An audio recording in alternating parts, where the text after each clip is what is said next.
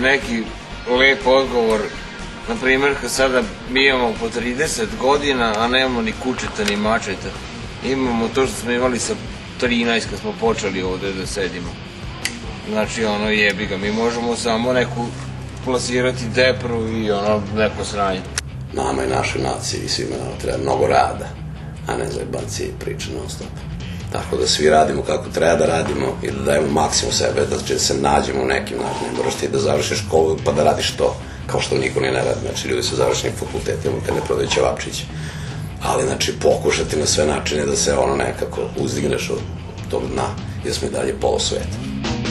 A samo jedan je dan kada postaješ taj što treba sve da daš. Stiskaš mišnice dve, u tom pokretu je i svacak sana.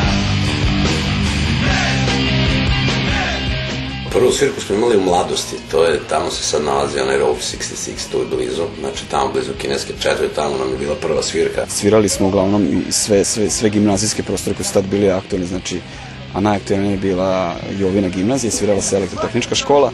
Moje omiljeno, pa to je Mlinpek, to je pre 100 godina, možda se tad nisam ni rodio. Gde je to? Pa gde je sad otvoreni univerzitet u Radničkoj ulici.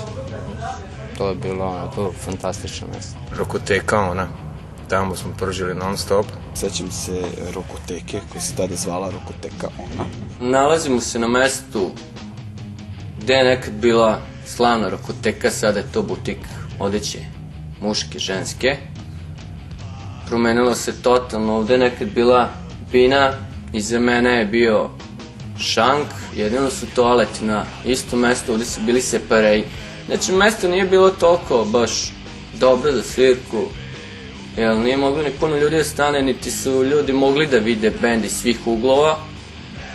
Ali je bilo dobro to što je Gazda Kimi uvek bio otvoren za saradnju, tako da su bendovi koji su tada nastajali uvek to mogli da sviraju. Sviralo se po Lineji, sviralo se na Mašincu, sviralo se na tim nekim mestima koja su ili zatvorene ili su postale neke folkoteke ili neki erotski barovi, to znači isto za rock'n'roll je mesto u gradu izgubljeno odavno. Svirali smo Studio 24, Mašinac i ponekad Zapadni hol na Spensu. Nalazimo se na Spensu kod Kadice, iza nas su butici, prodavnice muzičkih instrumenta i ko zna kakvih još. Tu gde su ti butici, prodavnice, tu je nekad bio klub Kazino, kasnije se zvao Enes Plus klub.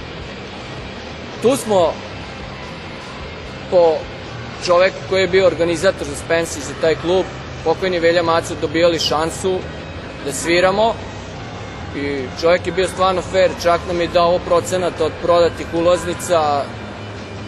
Sa tim parama smo mi kasnije snimali svoje demo snimke. Podijum gdje je opet počelo da se svira, znači to je isto jedan pravi koncertni prostor za Novi Sad. Ping je bio isto aktualan. Tamo smo svirali svakog četvrtka. Znači ljudi su bili željni da gledaju stalno svirke.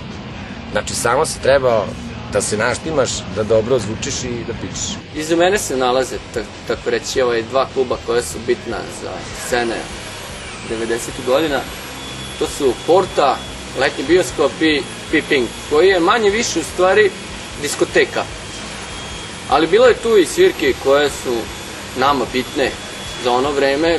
Ja se sećam, na primjer, GBB je tu održao svirku prilikom promocije njihovog albuma Split. To su neki prostori, dosta autentičan prostor, 90. godine je bila i Linea, znači tu na otvorenim bazenima, prostor na otvorenim bazenima i Panonski Mornar koji se nalazio na Ribarcu, koji je bilo, mislim, praktično jedna prikolica bar, gde smo isto održali 90. dva koncerta. Bila je Žuta kuća, tamo su bile dobre svirke. Na ovom mestu gde se sad nalazimo je bila Žuta kuća koja je srušena, bio je kafić, bilo je prostorija gde su ljudi vežbali, svirali bendovi. Gore su bile škole crtanja, slikanja, vajarstva, znači bilo je jedno mesto gde se dešavala neke stvari, tako da je Žuta kuća jedno kultno mesto, koje je stvarno po meni trebalo da ostane, da postoji dalje. Uvijek smo ne slavu, nego uvijek smo to doživljavali po drugim gradovima, ne o svom.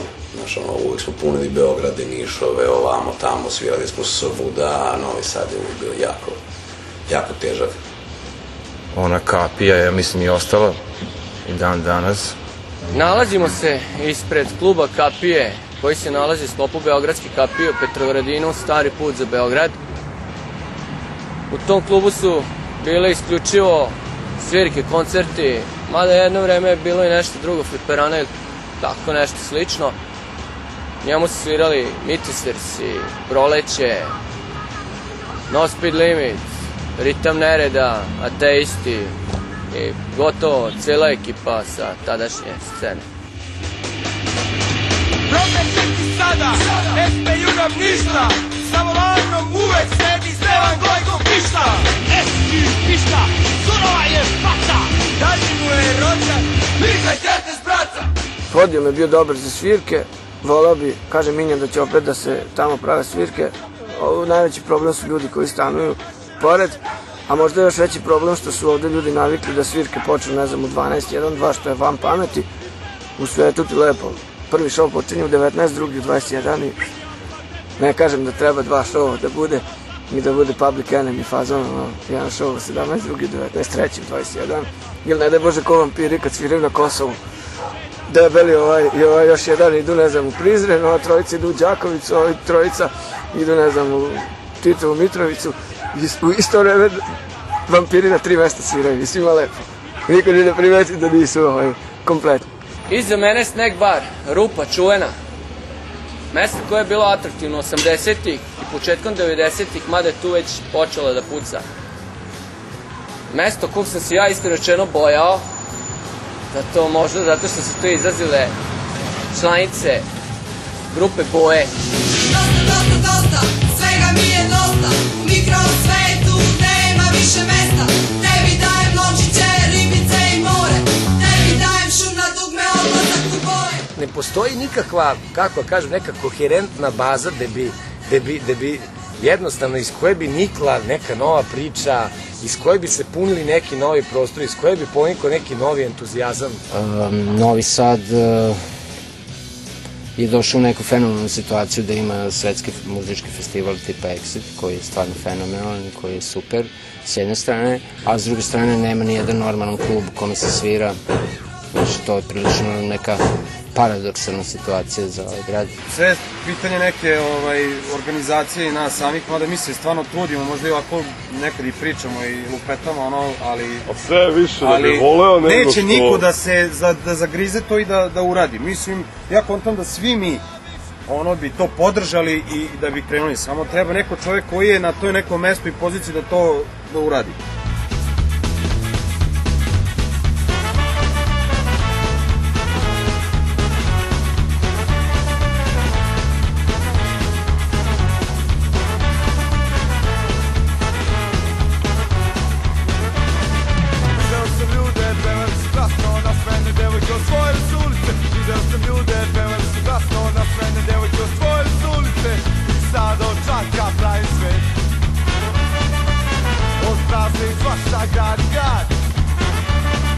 Nalazimo se na vrhu zgrade jedne od višlih kula u Novom Sadu, a u isto vreme zgrade u kojoj ja radim.